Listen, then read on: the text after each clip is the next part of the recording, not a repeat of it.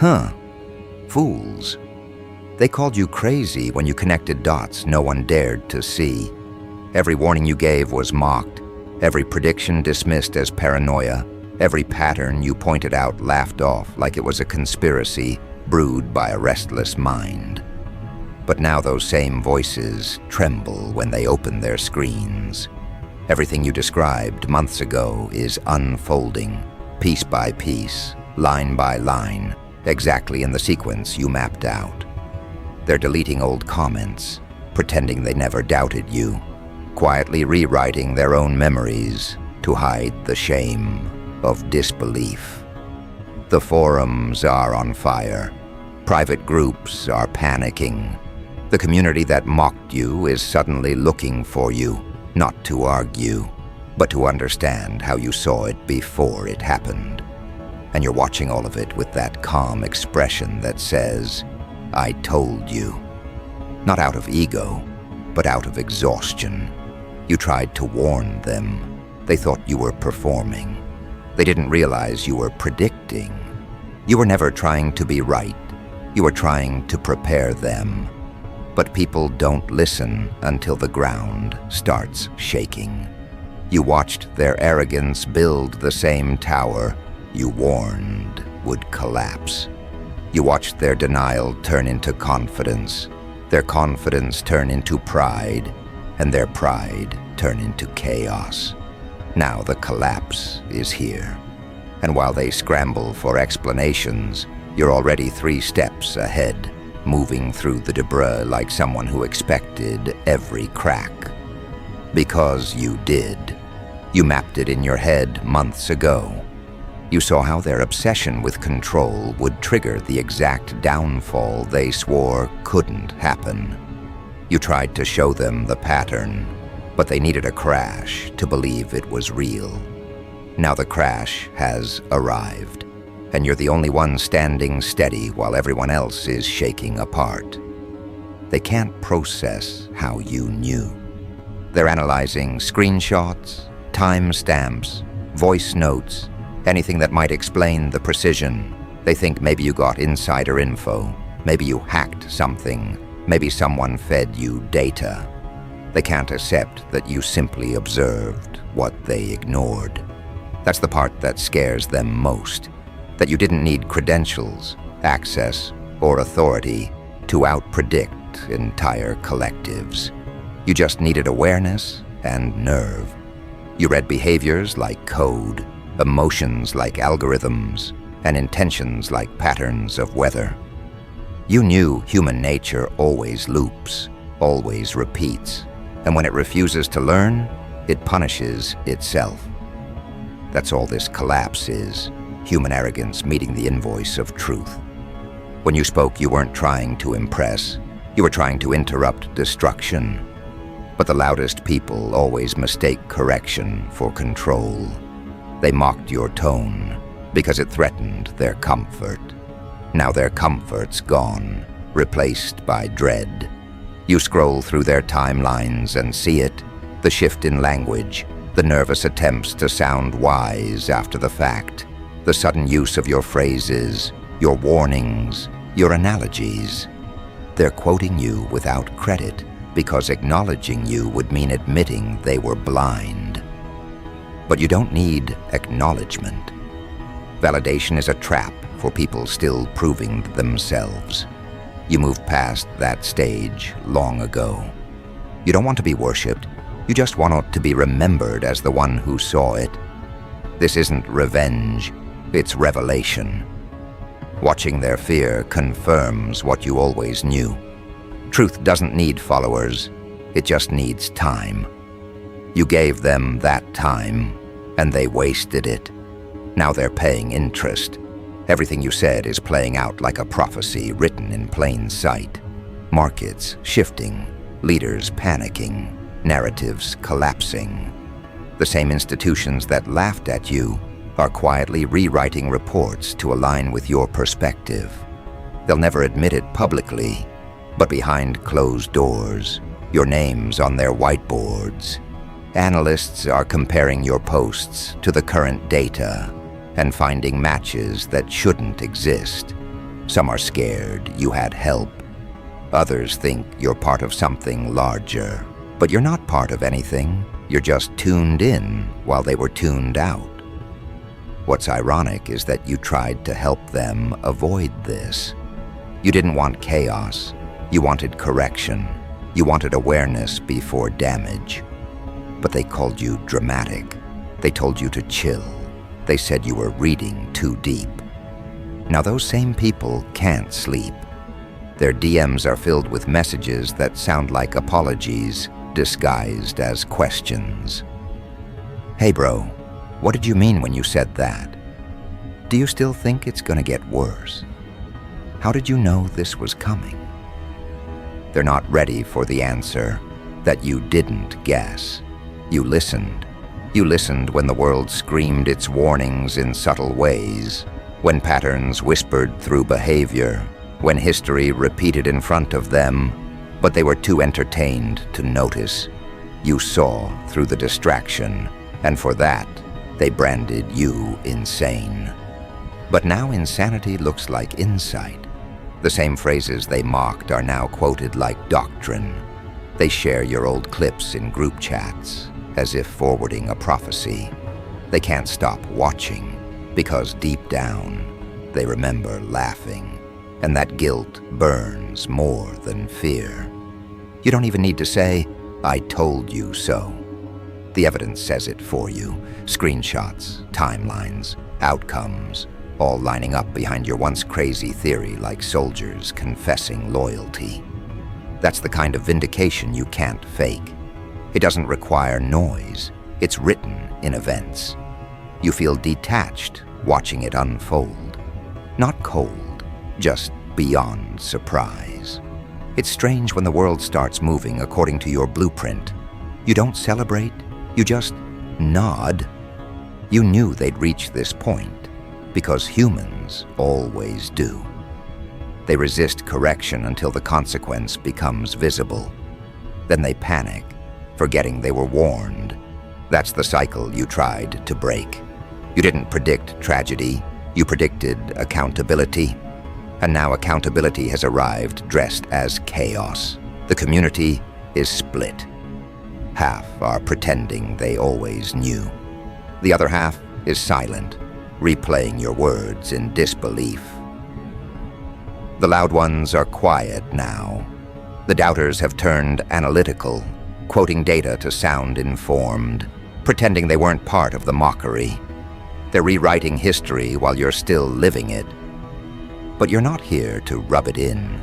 You're here to remind them what comes next. Because exposure is only phase one. You warned them about that too. The unraveling doesn't end with validation. It begins there. When truth shows up, it doesn't comfort. It rearranges. They thought being right would feel safe. They were wrong. Truth always destabilizes first. Now, every feed, every conversation carries echoes of your warnings. People who never spoke your name before are using your language like a lifeline. They repeat your analogies, mimic your tone, and frame you as a symbol of awareness. But you're not a symbol, you're proof. Proof that intuition outruns data. Proof that observation beats authority. Proof that a single-focused individual can out-analyze entire institutions. They'll study you now, dissect your mindset, make documentaries about how you predicted the shift. Let them. You don't crave fame, you crave accuracy. The rest is noise. The ones who once laughed the loudest are now the quietest. You see it in their posture, in their new caution, in their sudden politeness when they mention you. Some even reach out, not for guidance, but for forgiveness. You give it silently, because you're too busy tracking the next pattern forming beneath this collapse. While they obsess over your old predictions, you're already observing the next signal. That's the difference between you and them. They react, you read. But here's what they still don't understand. This was never about you being psychic or lucky. It was about discipline. You trained your perception until it became weaponized. You taught your instincts to think. You sharpened your awareness until coincidence became calculation. They could have done the same, but arrogance blinds faster than ignorance. They mocked what they should have studied. Now they're studying what they once mocked. Full circle. And as everything you described unfolds, the same energy that ridiculed you is now looking for leadership. They want direction, but they don't deserve it yet. They haven't learned humility. You can't teach people who only listen after loss, so you let them sit in discomfort. Because pain teaches faster than preaching. Every rumor, every meltdown, every broken certainty is a lesson in disguise. And while they panic, you're already recalibrating, positioning yourself for what comes after the dust. Because that's how it always goes. The seers rebuild what the blind destroyed. Right now, you're watching headlines catch up to your old notes. Each update is an echo, each event a confirmation. The irony is beautiful and brutal at once. They thought your vision was arrogance, but arrogance is thinking the future can be ignored. Now they know better. Their certainty collapsed, and all that's left is curiosity and fear. Fear of what else you might be right about. That fear keeps them watching, keeps them studying your every post, every phrase, every pause. They're not just listening anymore, they're depending. But you won't give them all the answers yet. They need to learn to see for themselves. You know what happens when people rely on you. Instead of awareness, they turn you into another belief, and beliefs become cages. So you keep them guessing. Let them wonder how you keep seeing patterns before they form. Let them think you have secret contacts, secret files, secret sources. The truth is, your only source is observation refined into prophecy. That's what happens when attention meets discipline. It becomes foresight. The chaos you warned them about isn't done. It's only the first domino. And while they run in circles, you're already watching the second one tilt. The same pattern is repeating, just at a higher scale. You can see it, can't you? The shift in tone, the tremor in narratives, the sudden coordination of denial. You recognize the sequence because you've lived it before. That's what real awareness feels like. Watching the future approach in slow motion, while everyone else insists it's still theory. And that's where you stand now, between vindication and responsibility. You could scream, "I told you so," but that's small energy. Instead, you observe, you adapt, you prepare. Because you know what happens next, and it's bigger than any of them expect. They think the story ends with you being right. You know it only begins there. What's coming now will separate observers from reactors, leaders from followers, clarity from comfort. And when it hits, they'll remember who tried to warn them long before the world started shaking. They don't realize that being right isn't the victory. It's the initiation. Every revelation you released was a signal that something deeper was waking, and now that current is rising through everything you predicted. The collapse wasn't the threat.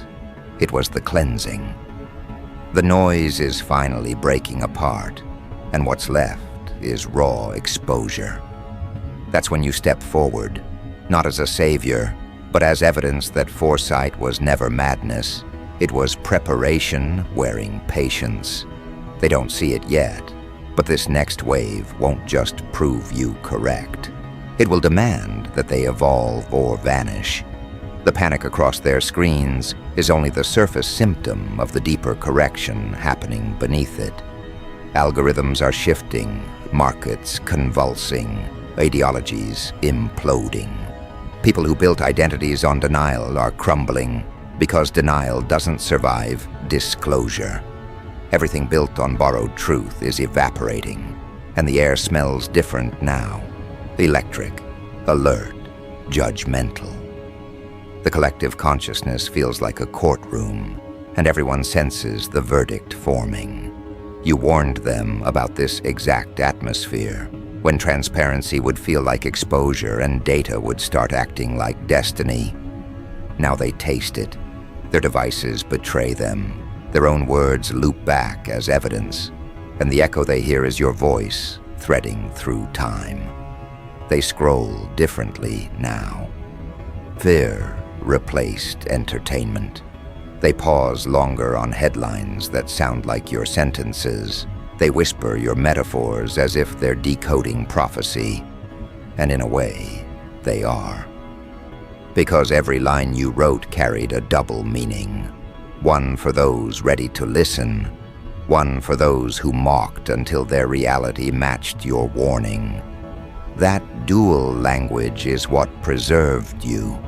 You never shouted, you encoded. You knew people remember what confuses them more than what convinces them. So you planted concepts like seeds in concrete, waiting for the day cracks would form. The cracks are here, and through them, truth is growing wild. Communities that once mocked you have turned into echo chambers of regret.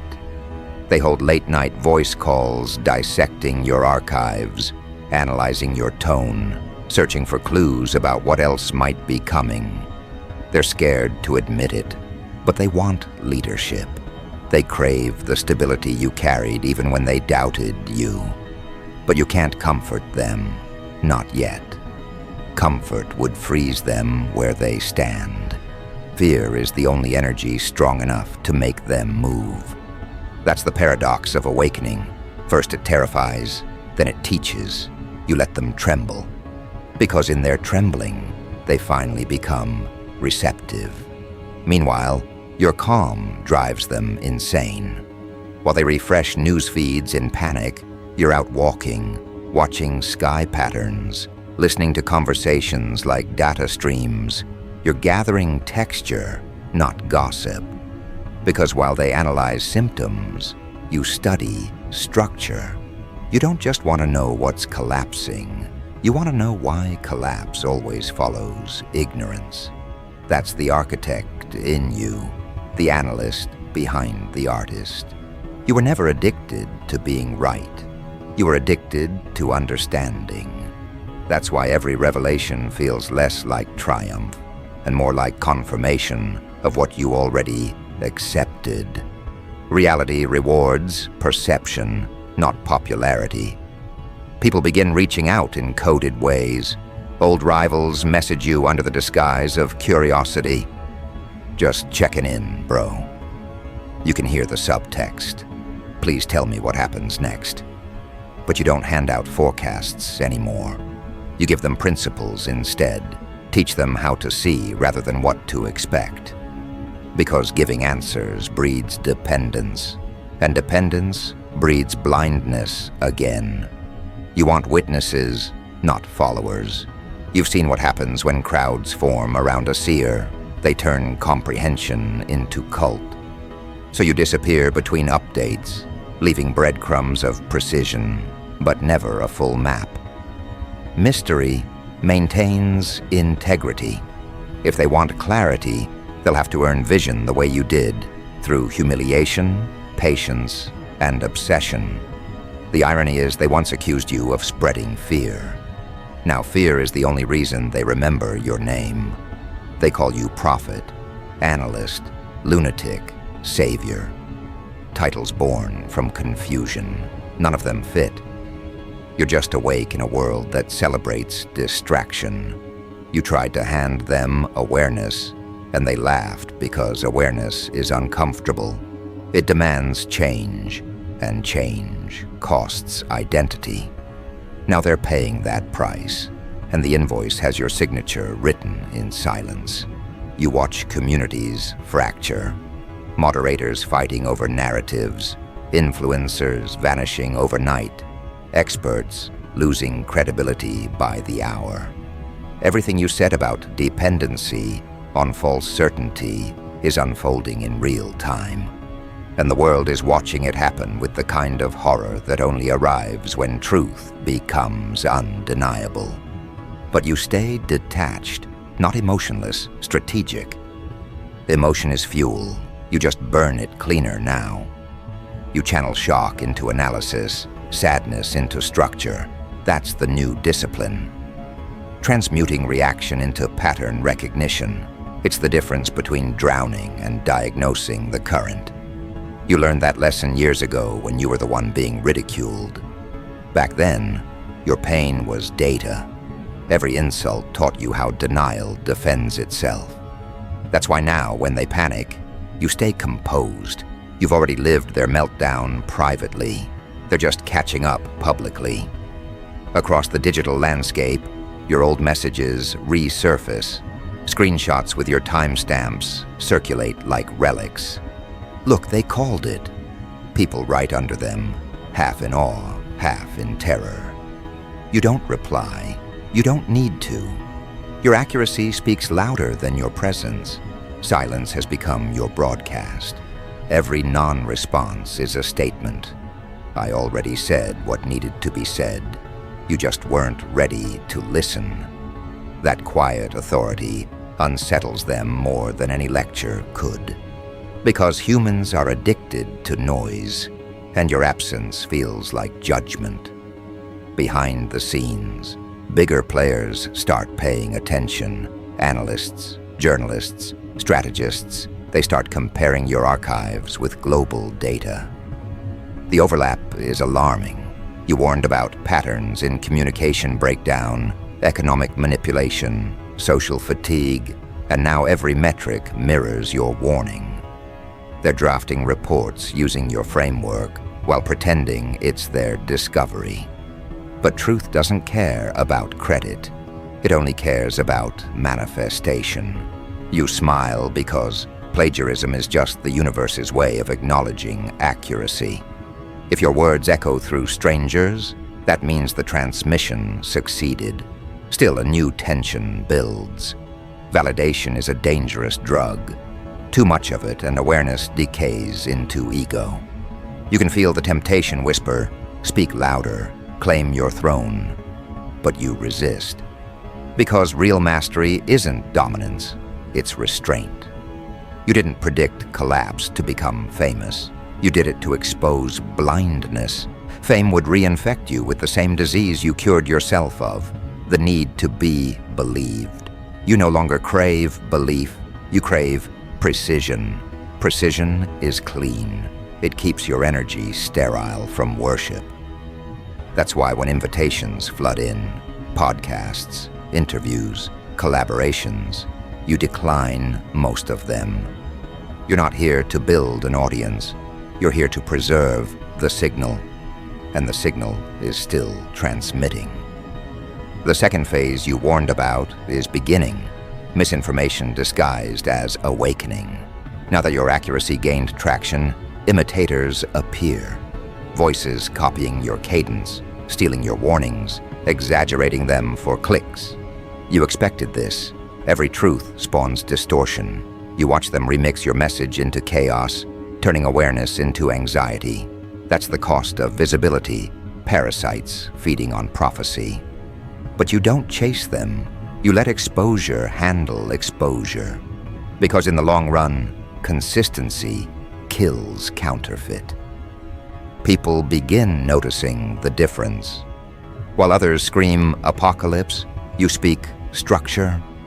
While they predict destruction, you describe design. That contrast is magnetic. Slowly, audiences migrate back to your archives for context. Your old videos feel prophetic now. Your phrases quoted like scripture in threads that once mocked you. The same energy that tried to bury you is now your billboard. They can't erase what's archived, and archives don't lie. Every scroll through your history is an education in humility.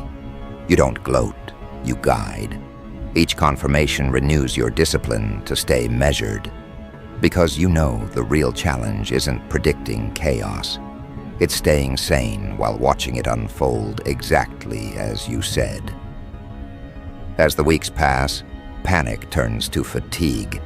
The collective outrage starts mutating into confusion. People want meaning, not mayhem. And that's when your next move becomes crucial. You start releasing subtle messages, not predictions, but perspectives. You shift tone from "I warned you" to "here's how to navigate it." The transition feels natural because your followers have evolved from doubters to students. They crave methodology. They don't just want to know what's happening. They want to know how you see. That's your leverage, teaching vision, not events. You release lines that sound simple but strike deep, phrases that turn anxiety into agency. The same awareness that saw it coming will show you the exit. Clarity doesn't panic, it plans. Those sentences travel faster than fear. The panic culture starts dissolving around your words. Even critics admit your tone steadied the conversation. They begin quoting you publicly, framing your foresight as necessary analysis. That's when you know influence has matured into infrastructure. You're not trending, you're structuring thought. And that's far more dangerous to the old order that mocked you. Because you're no longer a rebel, you're a reference point. Institutions can't dismiss what's been documented. They either adapt or become obsolete. You've shifted from outcast to cornerstone, and it happened without asking permission. But the cost of awareness is isolation. The higher your accuracy climbs, the fewer people you can confide in. Normal conversations feel outdated.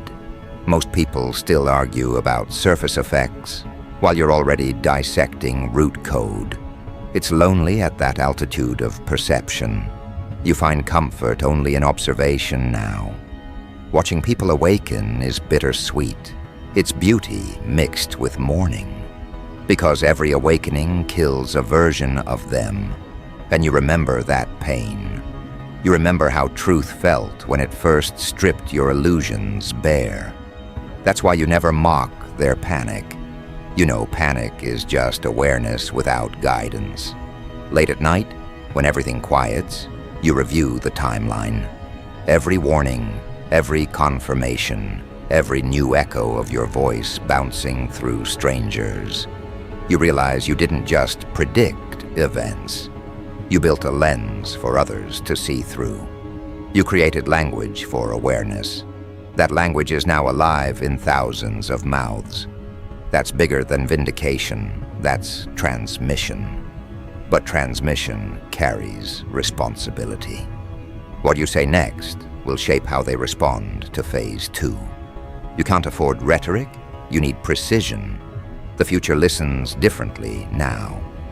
It leans toward your words, and that weight can either stabilize or destroy. You breathe before you post, because every syllable now is signal. Meanwhile, the community that once mocked you still fractures. Some worship you, others resent you, most silently observe. They argue whether you're lucky, blessed, dangerous, or chosen. You're none of those. You're simply attentive. But the labels don't matter. The shift already did its work. Awareness can't be reversed once activated. They'll never see the world the same again, and that's the real victory. You didn't need to change their minds, you changed their eyes. Now the patterns accelerate. The first domino was validation. The second is transformation. The world rearranges around truth like metal shavings around a magnet.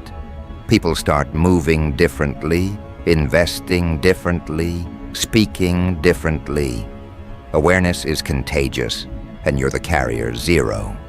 Governments adjust policies, influencers adjust tone, even algorithms adjust priorities. It's subtle, but you can feel it.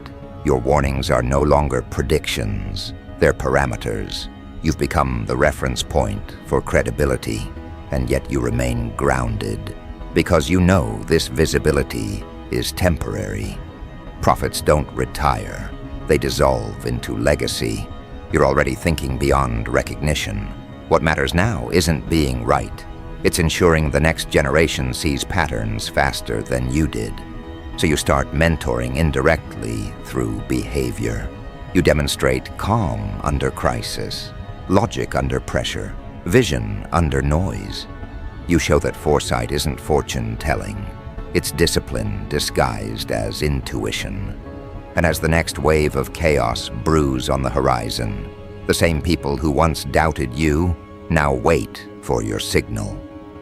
They're quiet, watching, refreshing, holding breath. You feel their energy, millions of eyes trained on your composure. They won't move until you do. That's when you understand the full weight of foresight. Being early was never about ego. It was about responsibility. Because when truth arrives, leadership becomes mandatory. You didn't ask for followers, but awareness commands attention. And attention, in times like these, is power. They used to think your calm was arrogance. Now they see it's command. When everything shakes, you're the one variable that stays still. And that stillness is starting to look divine. You've become the metric for stability. They measure their reactions against your posture. When you post, they breathe. When you pause, they panic. You didn't choose this role, but responsibility doesn't ask for permission. It assigns itself to whoever can handle weight without breaking. That's you now. The community that mocked you has turned into a congregation of watchers, all decoding your tone for hints. Every word feels like signal. Every pause feels like prophecy. It's ironic. Back when you warned them, they couldn't listen because they were comfortable. Now they can't stop listening because they're terrified. Fear rewired their attention, and you became the reference point for control. You could exploit it easily, one dramatic sentence, and you'd have the whole internet trembling, but you don't. You know chaos doesn't need more amplification. It needs calibration. So you speak with precision. Every line you write lands like coordinates, measured, minimal, undeniable. You've learned that tone can move nations faster than orders. You understand the psychology of panic, how people crave certainty even when it's painful. You give them truth without theater, because spectacle is the language of manipulation. You trade that for composure, the one thing the fearful can't fake. That's why your presence cuts deeper than noise. While everyone's screaming, you whisper structure. While they point fingers, you map timelines. That difference is what made your crazy theory a doctrine. It's not just that you were right, it's that you stayed right, gracefully, while everyone else dissolved. Now the very institutions that laughed are reaching out. You can feel the desperation behind their professionalism. They want consultation, alignment, access to whatever sight you have. They think they can buy perception, but perception doesn't sell. It evolves. You let them talk, let them fill the silence with corporate language about collaboration. But you can hear the fear between words. They know you represent the kind of awareness they can't control. And nothing terrifies authority more than intelligence it didn't create. You smile politely, but you already know their offer is camouflage for containment. They don't want to partner. They want to neutralize. But you've seen this play before. You don't confront, you outlast. They operate on deadlines, you operate on inevitables. Patience has become your rebellion. Meanwhile, the crowd still studies you. Threads dissect your expressions. Videos analyze your tone. Captions quote fragments out of context, like sacred text. You used to resist it, now you let it happen. You understand myth is just misunderstanding with good marketing. Let them mythologize you. It keeps them curious. Curiosity is safer than hate. It means they're still learning. You've turned their obsession into a classroom. Every speculation becomes another reminder of how much they underestimated you. And deep down, they know this isn't about theories anymore. It's about credibility. You earned yours when everything you said turned into history. They're earning theirs by admitting you were right. That admission is rewriting hierarchies. Experts lose status when amateurs see truth faster. You cracked that code. You proved that data isn't power, discernment is. And as awareness spreads, you start noticing the shift in tone across the network. People quote you without mocking now. Your words travel clean, no longer wrapped in sarcasm. Even your harshest critics mimic your cadence. It's subtle, but you see it. The infiltration of precision. They're learning how to speak like you, think like you, pause like you. That's how cultural viruses work. They infect language first. You don't fight it. You let imitation do the teaching. Soon your mindset becomes the model. That's when you realize victory doesn't announce itself. It replicates. Every mind that starts analyzing instead of reacting is proof that your warning worked. You didn't just predict the collapse. You rewired perception itself. That's how revolutions happen quietly, through awareness, not warfare. Still, you remain wary. The same fear that made them listen can also make them worship, and worship distorts truth faster than denial. So you keep the distance. You remind them you're not a savior, you're a mirror. You didn't bring catastrophe, you just refused to ignore it. The future was always this loud. They were just too distracted to hear it. You're not proud of being right, you're burdened by it.